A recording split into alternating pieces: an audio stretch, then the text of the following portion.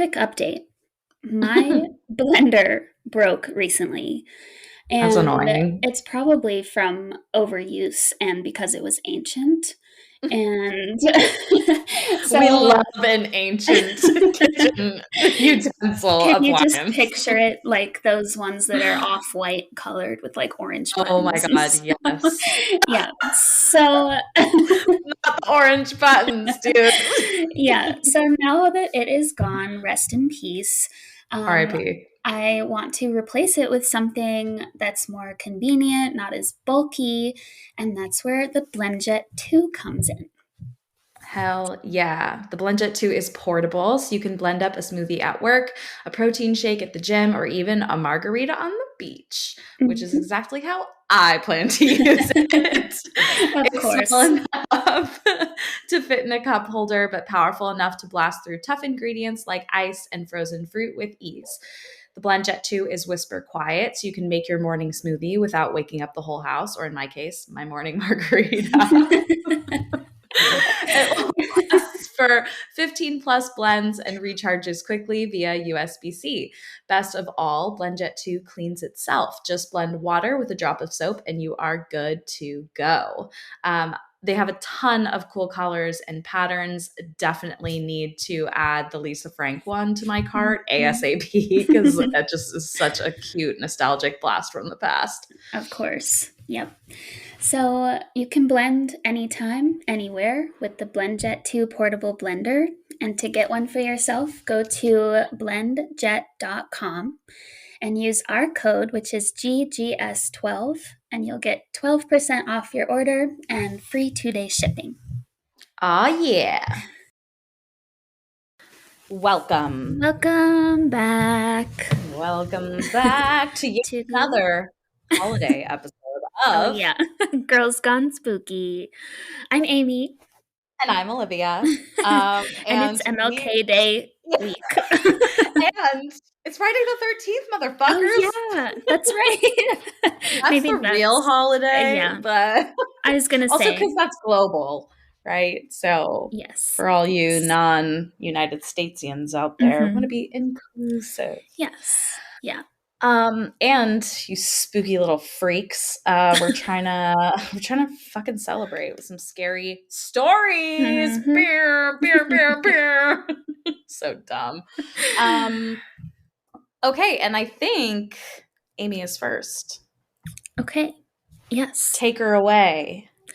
All right. So this is a continuation of, I guess it must have been the New Year's episode because Yeah. it's a New Year themed story. Oh my god, yes. Um, Oh my god, I forgot. yeah. Oh, I'm so excited. Yeah. So let's recap it really quick. I should have Yeah, reread part one because I don't know if I remember all the details either, but the yeah. story is called In 6 Days, I Will Wake Up in 1999 and Relive the Past 23 Years. So it's about somebody who is stuck in a time loop and they keep waking up right before the start of the new millennium. Um, and they can never make it to January 1st, 2023. So it's like a very current story. And the thing that's changing now after he's been in this loop for so long is that there's some sort of entity that's starting to appear to Mhm. him. Um, and it's, I think he called it the glassy eyed man. I'm pretty sure. Yeah, So something like something that. with strange eyes is watching him. So, Classic. all right, here we go. This is written by the Eagle Strikes on Reddit. Okay, so wait, let me clear my throat.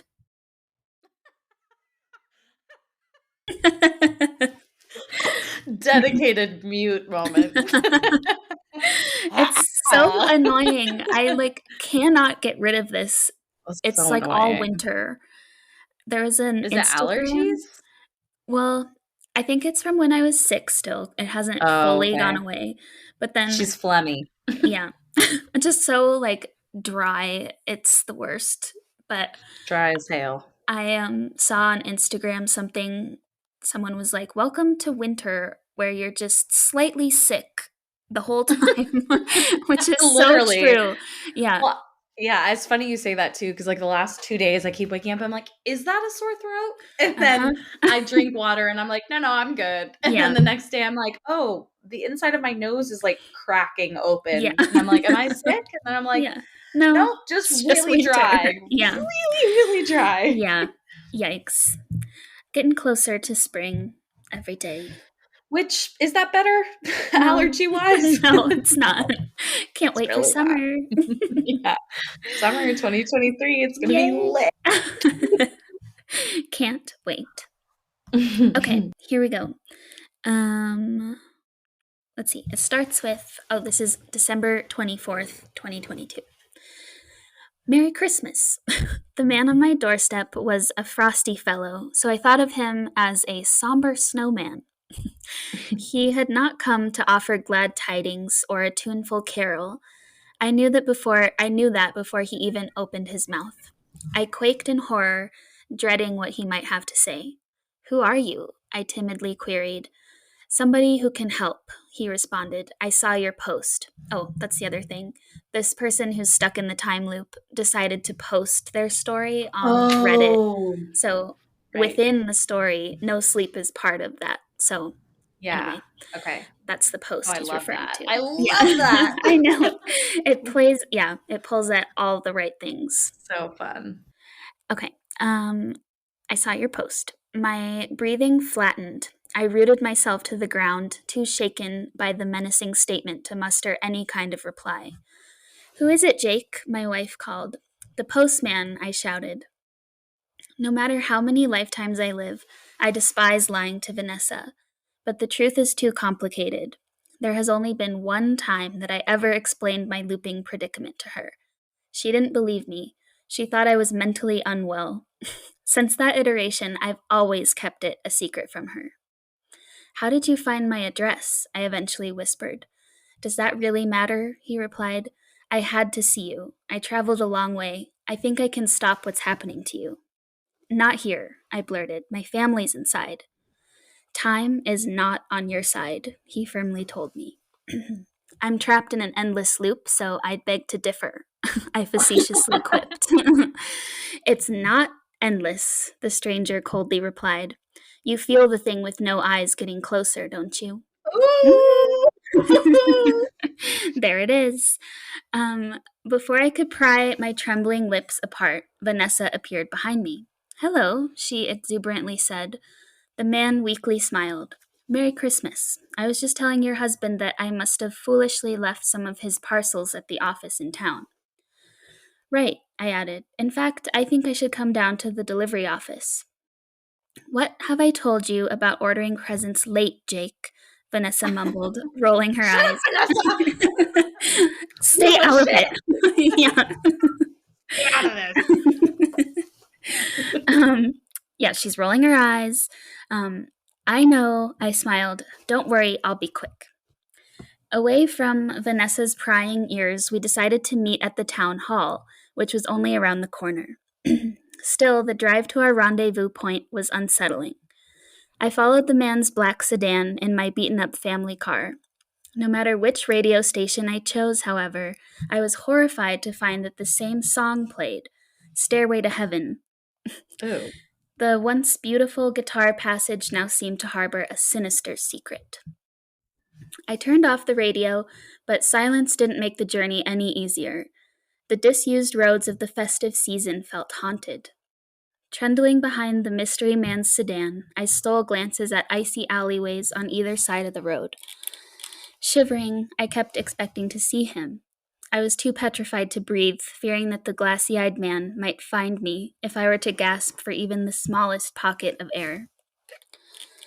We parked on a quiet residential street and went for a stroll. The sun was descending on the nearby town hall, and the streets were starting to empty, but I was a little relieved to see at least some signs of life. Regardless, I knew that wouldn't keep the dark creature from me. "What makes time so special?" the man suddenly asked. I shrugged. "We all have it," the stranger answered. "Please just tell me what—" I was interrupted by the jarring sound of nearby lampposts shattering.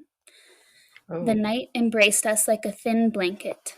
Shushing filled the air like a ghoulishly glacial wisp of wind. I like how this Ooh, person writes. yeah, me too.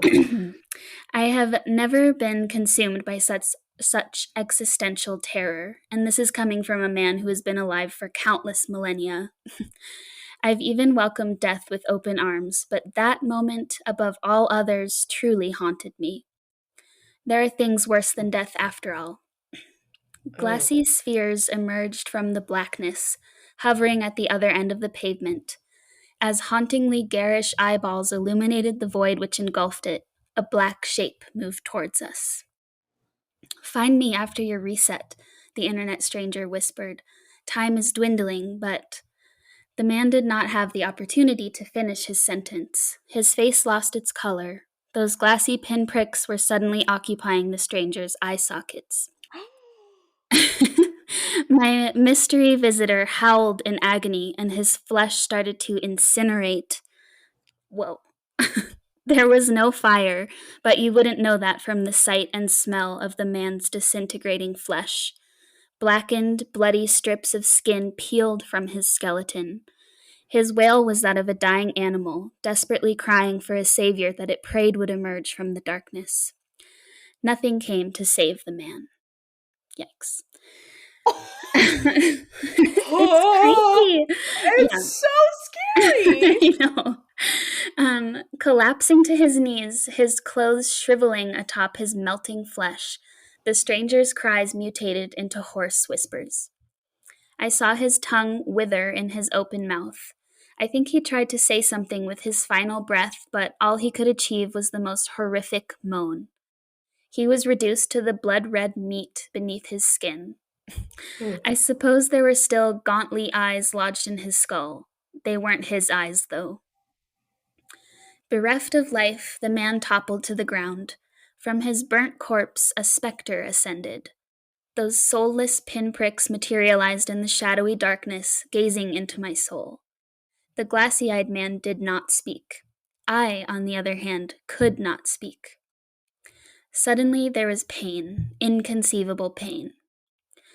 I tentatively peered down to see a black limb, flesh composed of night itself, piercing my left shoulder.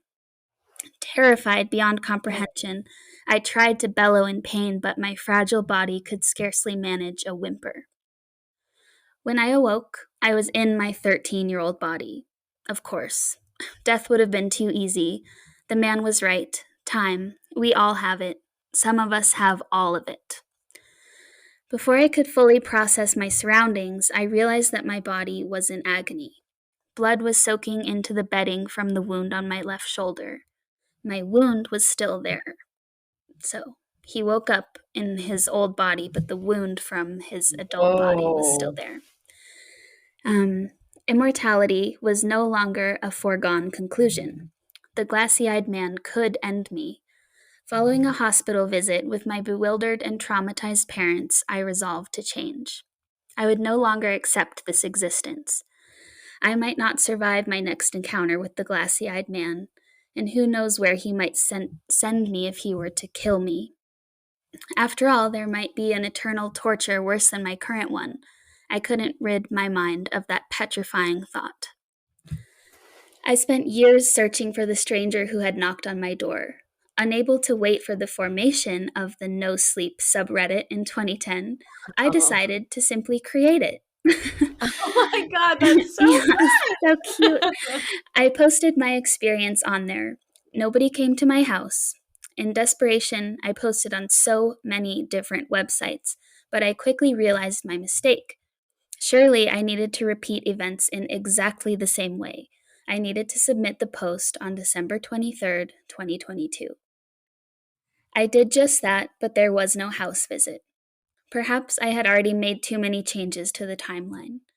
Fortunately, I also avoided the glassy-eyed man, but I found myself resetting on New Year's Eve 2022.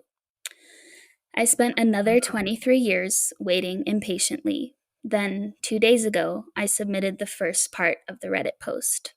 So he did a whole nother loop.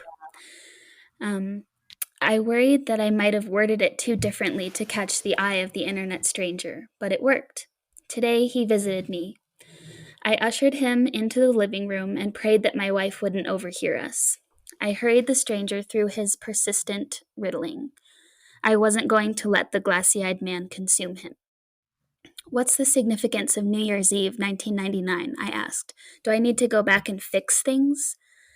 The stranger shook his head, and he offered, surprisingly, a succinct explanation. A time loop is a glitch in the universe, the man said. The entity is here to end the glitch that caused the loop, and he Oh. believes that the glitch is you. Something else is trapping you. Oh. Think, Jake, what happened in 1999? And that's when I remembered. My body tensed and my heart filled with dread. Some boys were bullying a kid from our neighborhood, Pippa, a 10-year-old girl who never did anything to hurt anybody. The boys locked her in the old Hawthorne house, a derelict hellhole. I stood there, telling myself I wasn't complicit in the crime. I just watched. Inaction is action, I suppose. Whilst the fireworks distracted everybody at midnight, I slipped back into the house to rescue her, but she wasn't there. I assumed she had escaped and gone home. Over the following week, however, missing posters popped up. Pippa was never found. Even more Oh. horrifyingly, neither were the other 3 boys who had locked her in there. All 4 children vanished before the start of the new millennium. I told the stranger this story, and he nodded. There are things in this world that defy reason. I've seen them. That's why I came to you. Pippa needs help, he said. I think she and those boys are still in that house. I don't think the Hawthorne place abides by the rules of time, the man whispered. Oh, oh, that gave me such chills. Spooky. What do you mean? I asked, shuddering. The stranger paused. Based on things I've experienced, I'd say it's an 11 shrine, an unholy place that ensnares people at the turn of every new year. Such places exist outside of space and time. Pippa is the force that keeps resetting your timeline, he continued. If you free her and the boys, you might be saved. They would be returned to the moment of their disappearance in 1999, but that would be the original timeline, a parallel universe. It's like very complex. Yeah. This is legit like a Stephen King novel. Yeah. Like, it's so good. It actually could be, if someone were like, oh yeah, Stephen King wrote this, I'd be like, that tracks. Yeah. That's amazing. I wonder if this person has any other stories they've written. I don't know. I'll check on our next holiday. Yeah. There is another part to this one though, so future episode. Okay, where did I leave off? Sorry, I lost my place. Oh yeah, okay. When I returned to the house, I couldn't find the girl, I said. Why would it be any different if I were to revisit it? I told you, the stranger said. An 11 shrine exists beyond the construct of space and time, but it creates a bridge to our world between 11 p.m. and midnight on New Year's Eve. How did you learn these things? I asked suspiciously, though I was admittedly a little late. I don't think you're ready for that tale, he said. And even if I were to tell you what happened to me, could I not still lie? You just have to trust me, Jake. All right, I conceded. How do I need to prepare for New Year's Eve? When the man explained that I'd have to venture into the Hawthorne house at 11 p.m., I trembled in horror. I've spent Christmas Eve watching my family with teary eyes. Can I avoid the flesh-searing limbs of the glassy-eyed man for 6 days? I keep seeing those lifeless eyeballs in the darkest crevices of my house. Even now, as I write, I could swear I just heard shushing from our wardrobe. And that's the end of part 2. Oh, shit, dude! It's a great story. It's so good. Oh my God. When's the next holiday? Valentine's Day? Yeah, let's count it. Perfect. Romantic. Yeah, because isn't your story like 6 parts or something? Yeah, it's long. Okay. I'm on 3 of 5. Okay. So yeah, Valentine's Day is a holiday. Hell yeah, it is. Just so we can get back to these. 100%. Yeah. Are we ready for more David? I David? We can just go Mother? with David. No, I refuse to be that shitty white person. Okay, yeah. You can do this. David. David. Mother of God.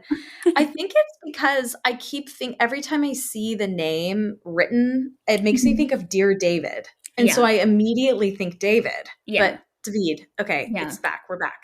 Okay, Okay, so David. quick recap. The family flees the house after that like major attack in the night. So David like nearly killed our little main character, little girl, twice. She pushed her brother down. He pushed her brother down the stairs, we think, and then all the mom like cut herself in the sink and then flooded the whole house. Then attacked them in the night. And then they had left and they were like, we're going to sleep in the car in the woods, like the middle of nowhere. And then David appears outside the car window. So that's Oh, where we yeah. left Oh, I off. forgot. At the car Mhm. window. That's so And he's like creepy. whispering, Jasmine, Yeah. creepy. Okay. Oh, Part 3. here we go. A scream so loud that I felt myself vibrate with it sliced through the silence. I still don't know who it belonged to. More panicked voices joined in before my father sped away from the mouth of the forest, heading toward town. I remember that drive being the most frightening of my life, not because David was somewhere behind us or because I thought he might follow us, but because of the erratic way the station wagon zigged and zagged on the empty country road. I couldn't think of anything other than the question of what might happen to our souls if we were to die in that moment. Would David capture them, hide them away in some den where we'd be at his mercy for the rest of eternity? Would our Heavenly Father search for us if he did? I tried not to think about it. My father did 80 the whole way there, never slowing down until we were on Maple Road. It was a familiar stretch of pavement adjacent to our church, dotted with small middle class homes armed with manicured lawns and flawless gardens. The tires squealed, staining the cement with black rubber as we came to a screeching halt. My father's eyes were wide and frantic as he turned around, staring at the lot of us. Stay right here, he commanded, before jumping out of the car and running up the cement steps to the small blue home that we'd parked in front of. Confusion swept over me. Aside from our church that peeked over the tops of the trees, I didn't recognize anything. Where are we? I asked, looking around at the obtunded faces of my family members. Joey was still wailing, snot running down his face. His cheeks and forehead had turned bright red. Mom was trying to calm him, but nothing was working. Father Brown's house, Jack answered from the back. His voice was hoarse and defeated. I glanced back to him curiously. Father Brown taught at our church. We went every week, and Mom went to church group twice a week. I wanted to know why we'd chosen to come to Father Brown's house. Despite the fact that he was our priest, we never saw him outside of church. He wasn't like any of my dad's friends who came by on the weekend to play cards. He was practically a stranger. But another question was prodding at my small mind, one I couldn't possibly ignore. How do you know? I asked as I watched my father ring the doorbell time and time again. We went to his house for dinner once when you were really little. It was before Joey was born. You were too little to remember, Jack explained as he leaned against the seat. His head was resting on the soft cushion and he looked exhausted. Great bags perched just below his eyes. The color had gone away from his cheeks, but his eyes were open, seemingly without any difficulty. I had my doubts that he would ever sleep again. The door swung open, pulling my attention from my brother back to my dad. Out stepped a very disheveled looking Father Brown. The two men spoke to one another, but even in the silence of the car, I couldn't hear what was being said. It seemed like forever before my father turned around and waved us toward himself. Father Brown's eyes settled on each of us separately as we walked up the sidewalk. Pain washed over his features, and he made a small noise of pity. Come on inside, guys. Jasmine, Johnny, I don't have any clothes that will fit you, but you can wear one of my t-shirts for the night, and we'll see about getting your clothes washed, he informed us. Walking into the house made me feel light. There was a certain peace, a calm sort of serenity that settled over the home. It was a welcome change from the thick, heavy feeling at our own home. Father Brown allowed us to shower, he fed us, he gave us new clothes and washed those soiled with vomit and urine.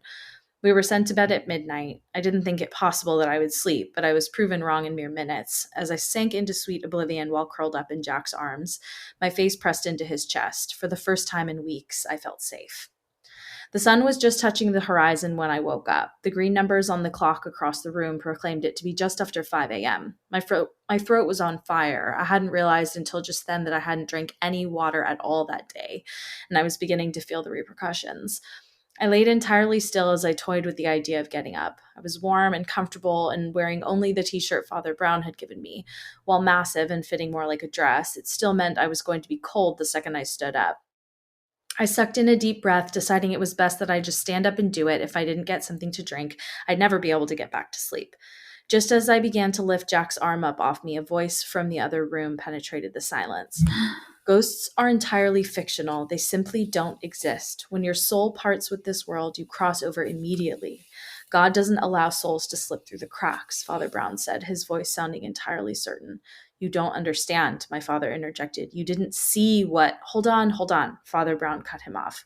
I'm not invalidating your experiences here, Joshua. What I'm telling you is that it is absolutely not a ghost. Now, while ghosts don't exist, demons are very, very Oh real. no. My heart leapt. Had I made friends with a demon? Was that even possible? Did that mean I was bad? Would I go to hell for talking to him? Would God be angry with me for not recognizing him for what he was? My stomach churned as I imagined all the things demons were supposed to do to good Christian families. I'd heard the stories in church. I didn't understand them entirely, but I knew they found joy in tormenting those that followed the word of the Lord. What can we do? My mother asked. An exorcism, the priest answered. Unfortunately, it isn't as easy as me just coming in and reciting the rite, he informed my parents. There's a very strict set of rules. There will have to be an investigation. We'll have to collect what? Came a shout from behind me. I screamed. Joey began to cry. Jack jumped up from his place, using his body to shield as many of us as he could. Jasmine brought a demon into our house? Johnny snarled. He glared down at me. Good job, idiot. My features crumpled. I hadn't been the only one listening. Now everyone would know that I was to blame. Jack would hate me the same way Jim and Johnny did. Tears streamed down my cheeks, and I curled into myself. I'm sorry, I cried. I'm sorry, I didn't mean to. I'm sorry. I expected angry words from my oldest brother. I'd expected him to turn on me. Instead, he kicked Johnny, making him cry out in pain. Stop being so mean to her, Jack snarled. It's not as if any of us knew any better either. I stared up at Jack, warmth spreading through my chest as I realized I hadn't made him into an enemy as well. Enough, my father roared. Go back to bed. Immediately, I flattened myself down onto the ground, afraid of what might be done if we didn't listen. Father Brown and Dad went somewhere else, probably to finish the discussion, while my mother picked up Joey and rocked him in the chair. The whole while, she glared at Johnny and I, likely blaming the two of us for having woken the baby. I never did get back to sleep that night. The next morning, Father Brown offered to do the farm chores for us. My dad agreed that the boys shouldn't be there, but he was sure to insist that he would accompany the father. For 2 days, we stayed, my father absolutely adamant that no one but he and my mother were allowed to leave the safety of the home. On the third day, everything changed. My mother and father spent every waking hour away from Father Brown's house. Despite our many prying questions, they refused to tell any of us where they were going. School started that Monday, day 6 into our stay with the father. Mom and dad were gone, something that had become very normal for us. My 2 older brothers and I had gotten dressed and packed lunches, but Father Brown informed us that we wouldn't be attending school that week. We'd go the following Monday instead. It should have been the most exciting news ever, but it felt wrong and made me feel sick. It made the whole situation seem even worse. Not only had David driven us from our home, but he'd put a stop to our daily activities. The boys had stopped helping Dad with chores. Instead, he and Father Brown did it. Mom and I didn't clean the house anymore. Now we weren't even going to school. Everything was wrong, and I hated it. None of us voiced our concerns. Instead, we helped Father Brown with chores. We watched television, we cared for Joey, we played cards and games, and kept our fighting to a minimum. And this went on until Thursday. We woke up to find our parents still home, sitting at the table, sipping coffee with the priest as though it were entirely normal. I threw myself at both of them, showering them with love and affection. Mom was smiling, Dad seemed happy. I didn't know the reason behind their joy, but I remember feeling as though everything was going to be okay. We were instructed to pack up our things and get to the car. Father Brown gave each of us a hug or a handshake and told us we were always welcome back if we ever needed it. I remember being sad that we were leaving, but grateful at the same time. I missed my home, and while I didn't plan on ever sleeping in my room on my own again, I much preferred curling up beside Jack, I did want to go back. When we pulled up to the home, there was a sleek red Geo Metro waiting for us. My siblings and I tossed questioning gazes to it, but my mom and dad didn't seem concerned. Dad parked, got out, and shook hands with a very tall, very wide man. He was dressed in black slacks and a green t shirt. Red hair clung to his scalp and chin. Over his shoulder, he slung a green backpack with an odd white swirly symbol on it. He and Dad spoke for what seemed like forever before Dad motioned for us to get out. Feels heavy here. I don't think I've ever experienced anything like it. A light accent played along the words the new man spoke. It had a bouncy, rolling lilt to it, reminding me of leprechauns. It took me an embarrassingly long time to realize he was Irish. Can you do anything about it? My dad asked. His voice trembled with concern. He was practically wringing his hands in front of himself. I looked behind me to find the rest of my family. They shifted uncomfortably, eyes darting around the farm as though they expected David to walk out of the house or barn at any moment. My mother clutched Joey to her chest despite his protests and flailing arms. She positively refused to put him down, which only served to piss him off. He used tiny hands to push away from her, shouting something about being a big boy and needing to walk.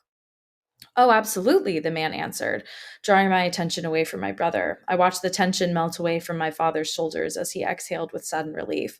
Why don't you show me inside and we'll get started? The man asked, before tossing a gaze our way. With a wide, toothy grin, he introduced himself as Brett and extended a hand to me. Jack pulled me closer to himself, although I couldn't for the life of me figure out why. Walking up to the old wooden porch had my skin crawling. The house looked awful. Once proud and pristine, almost every window was cracked. The paint on the siding had begun to chip. The plants my mother worked so hard on had withered and died. Dad opened the door and we stepped inside. Goosebumps rose along my arms. The air was thick, hot, and heavy. It was hard to breathe. I suddenly felt as though ants were crawling along my skin. I reached up, taking Jack's hand in my own and molding against him. It felt so wrong here, and suddenly I couldn't get the image of David's eyeless face from my mind. The man placed his bag on the table and began to pull out a small white pamphlet, as well as a glass bowl and 4 bottles of water. Pathetic little sticky notes labeled them as holy water. I hadn't known it was wrong then, but the older members of my family did. I watched as disbelief washed over my parents' faces. Jack actually laughed, a terrible, bitter sort of noise that sent a shiver down my spine. I craned my head upward and opened my mouth to ask what was funny, or perhaps not funny, but before I could get a single syllable out, static erupted into the silence. I jumped, and Jack pulled me up into his arms. Johnny and Jim screamed. Making love until the break of dawn, H-Town's knocking boots blared through the radio. Static again. And I will always love you. I will always love you, my darling. Static. Whoop, there it is. The radio whined. A loud, terrible screeching noise and began to shake. It vibrated down the counter until it slid off, stretching the cord tight and dangling as it blared the words to various songs. I screamed and buried my face in Jack's shoulder. Brett laughed. It's okay, dear, he assured me. You can't let it bother you.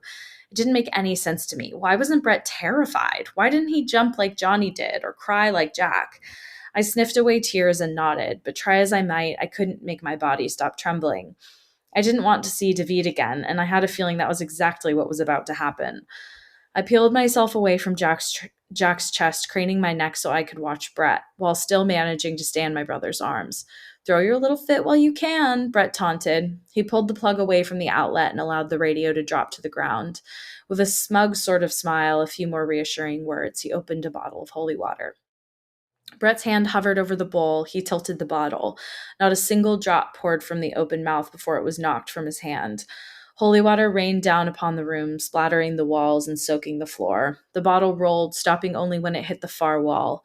It made a slow, glugging noise as the liquid poured out onto the already destroyed wooden flooring. Brett's eyes narrowed. He seemed genuinely confused for several long seconds before he reached for a second bottle.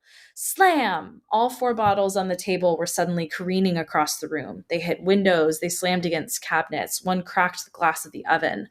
Brett swallowed hard, eyes wide with unmistakable fear. He pulled one final bottle from the backpack. With a shaky hand, he unscrewed the top, his eyes darting around him nervously.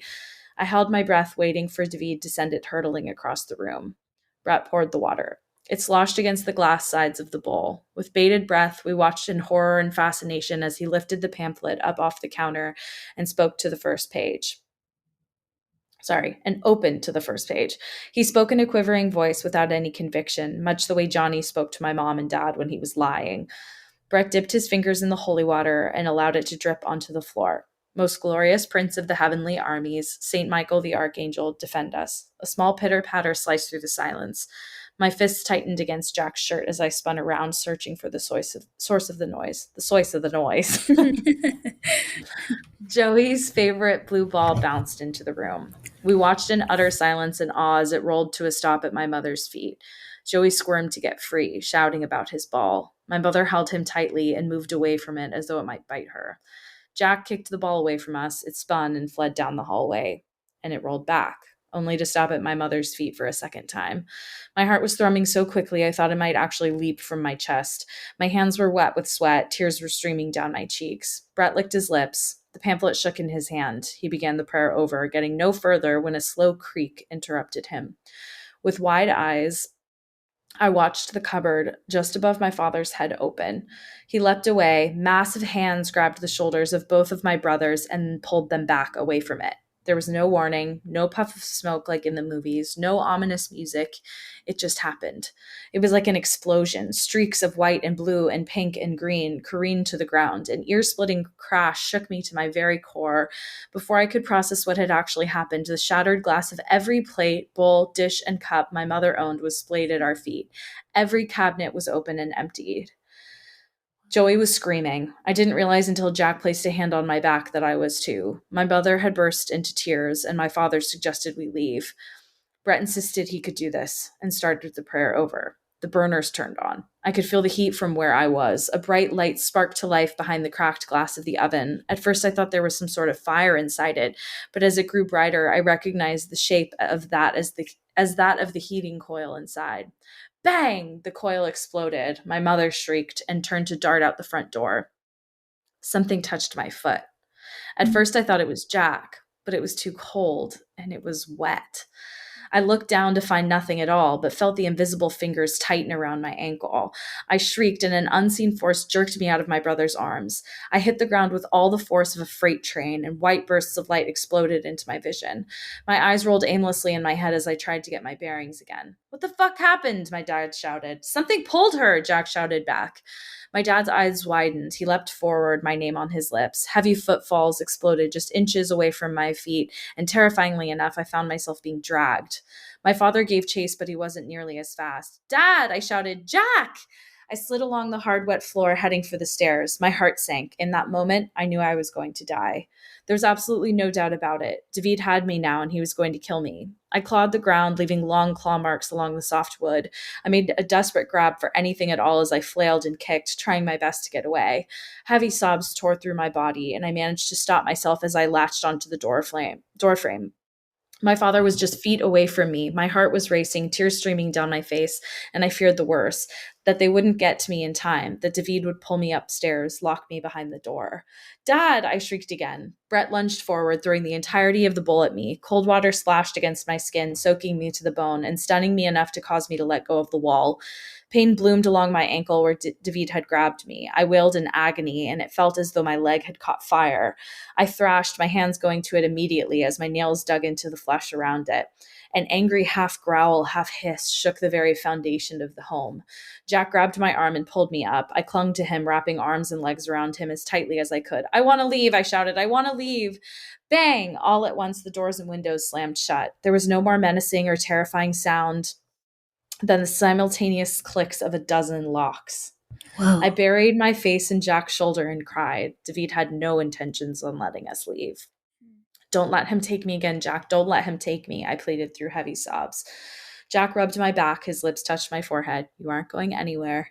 The faucet turned on. Static filled the air, and my eyes landed on the now unplugged radio that lay on the ground beside Brett. "Jasmine, Jasmine, Jazzy, Jasmine, Jasmine." The familiar voice oozed from the static. "Jasmine," he called my name wickedly. My father's heavy boot crashed down upon the radio. It shattered, but the static and my name never stopped. Instead, it became distorted and drawn out. Somehow that made it so much worse, and panic was taking over. Johnny and I wailed Joey and I wailed. Johnny had curled up, shaking in the corner as he sobbed. Jim was clinging to my mother, his face buried in her shoulder, and even my father was crying. Ding dong, ding dong, ding dong, ding dong, ding dong, ding dong. The doorbell rang again and again. The faucet turned itself on and off, on and off. Jack peeled me away from himself, and I clawed at him, grabbing handfuls of his plaid shirt. No, no, no, no, I shouted desperately. I want to stay with you. Despite my sobs and protests, he handed me over to my father. Hold her, he shouted. Dad's muscular arms wrapped around me, and Jack pulled his shirt up over his head, dashed to the largest of the kitchen windows, and wrapped his hand with it. He drew an arm back, and with an ear-splitting crash, the glass shattered around him. With curses on his lips, he was quick to knock out any remaining glass. The windows and doors unlocked. Creak. The door swung open. Jim ran toward it, but just as he stepped through the threshold, my mother pulled him back. The door slammed shut and locked again. A laugh trickled through the broken radio. Almost, it teased. I couldn't breathe. Every door in the house swung open and slammed shut. I could hear them from upstairs, from the basement, down the hall. We were surrounded by the sound. Jack knocked the screen out and began to wriggle his way out the window. I heard the crunch of his feet against gravel, and then he called out, "Get out here." My mother shoved Joey into Jack's arms first, and then I slid through to the outside. I've never been so happy to see the outdoors in my life. Johnny and Jim were next. Last were my parents and Brett. Brett tore through the driveway, leapt into his car, and peeled away without ever looking back. Jack whispered a few mumbled curses under his breath as we rushed to our own car. My father sped away. He swore to us in that moment that we'd stay with the father until we could get a real priest in to exorcise the home. Do we have to go back? Jim demanded. Can't we just sell it and leave? He asked. There was a long pause. Who's going to buy a haunted house? Johnny asked. Another long pause settled over us as the reality of the situation set in. We were fucked. Entirely and completely fucked. We had no means of finding a new place to live. We could only invade Father Brown's home for so long. We couldn't sell because who could buy? And we had no money to buy or rent something else. So we were stuck. What if it's not the house that's haunted? Jim asked, shattering the somber silence that had settled over us. He stared over to me. I felt like I'd been punched in the stomach. Jack hit Jim, but the damage had been done. What if? What if I was haunted? I couldn't get that thought out of my mind. The rest of the drive to the house passed in a haze. Once there, we practically ran into poor Father Brown's home, never bothering to knock. Luckily enough, he didn't seem upset about it. Together, through sobs, we recounted the terrifying events of the day. Father Brown asked to see my ankle. The perfect shape of a handprint had been burned into my skin. It wasn't blistered, although it was a bright shade of red and peeling along the sides. He made small noises of discontent and mumbled something about it being first degree. He turned it this way and that, his eyes looking more worried the longer he stared at it. Finally, he looked up to me, a wide, fake smile plastered upon his lips. It was the same sort of smile Jack had worn the night Johnny had broken his arm. You'll be okay, Jazzy. Why don't we spread some aloe on it? It'll heal up, he swore. I didn't argue. I just followed him into the bathroom, where he asked me to sit on the side of the bathtub. I sat down, the cold porcelain biting into my skin and making me squirm. Father Brown swung the medicine cabinet open. The mirror glided past him. Had I not looked up at that very moment, I might have missed it. Father Brown's kind smile and soft eyes stared back at me from the mirror, and then suddenly it was nowhere to be seen, replaced with David's empty eyes and wicked smile.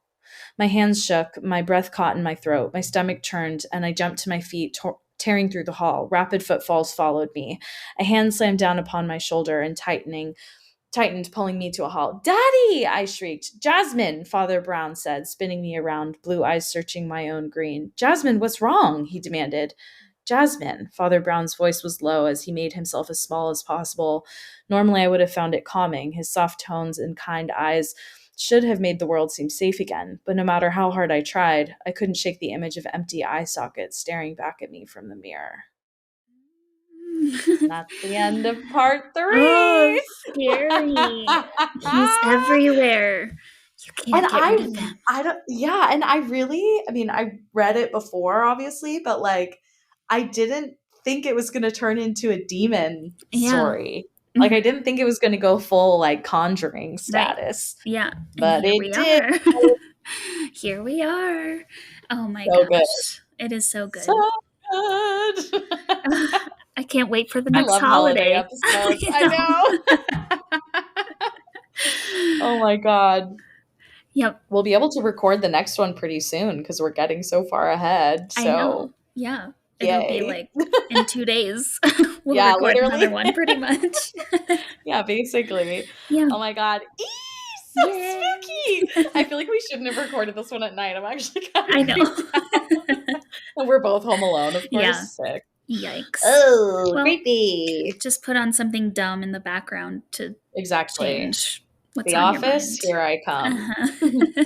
I'm on Parks and Rec right now Oh, on hell a yeah. kick. Yep. Hell yeah. Love it. Well, happy Friday the 13th, you spooky little Yes. hoes. And stay spooky. We will see you next week, or you'll hear from us next week. Mhm. You can follow us on Facebook and Instagram at Girls Uh-huh. Gone Spooky, and you can email us your spooky stories at girlsgonespooky@gmail.com. So thanks for listening. Thanks. Stay spooky. Stay Bye. spooky. Bye.